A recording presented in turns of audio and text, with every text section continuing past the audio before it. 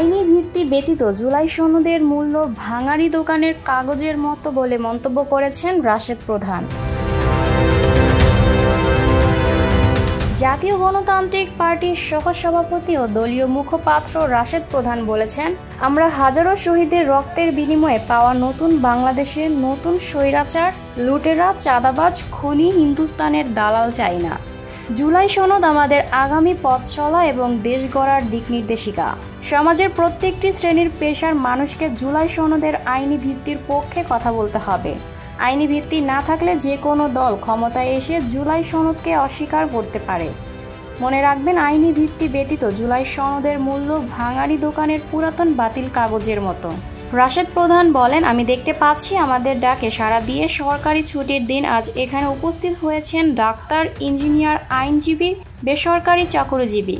একই সাথে উপস্থিত হয়েছেন বাস চালক, পরিচ্ছন্ন কর্মী, গার্মেন্টস কর্মী, পত্রিকার হকার। সমাজের নানা শ্রেণী পেশার মানুষের এই যে মিলন মেলা, এটাই কিন্তু বাংলাদেশ।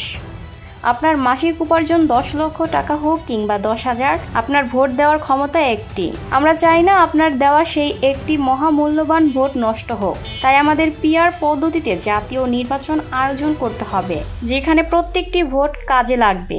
জাগপা মুখপাত্র বলেন, খুনি হাসিনাকে ফেরত আনতে হবে, বিচারের মুখোমুখি করতে হবে। আওয়ামী লীগ, জাতীয় পার্টি, 14 দলের অপরাজনীতি নিষিদ্ধ করতে হবে। ভারতীয় ষড়যন্ত্র রুখে দিতে হবে। আপনারা সমাজের বিভিন্ন শ্রেণীর পেশার মানুষেরা রাজনীতি করেন না, কিন্তু এই দেশেই বসবাস করেন। আর তাই দেশের স্বাধীনতা, সার্বভৌমত্ব, গণতন্ত্রের প্রশ্নে আমাদের সবাইকে সচেতন থাকতে হবে। আজ 2 অক্টোবর সকালে জাগপার পল্টনস্থ কার্যালয়ে শ্রমজীবী ও পেশাজীবীদের সাথে মত বিনিময় সভার প্রধান অতিথির বক্তব্যে তিনি এসব কথা বলেন। এর আগে জাগপার সাধারণ সম্পাদক অধ্যাপক ইকবাল হোসেন সূচনা বক্তব্যে জাগপার 7টি দাবি তুলে ধরেন এবং সমাজের বিভিন্ন শ্রেণী পেশার মানুষের জাগপা উত্থাপিত 7টি দাবি নিয়ে নিজস্ব মতামত প্রকাশ করেন।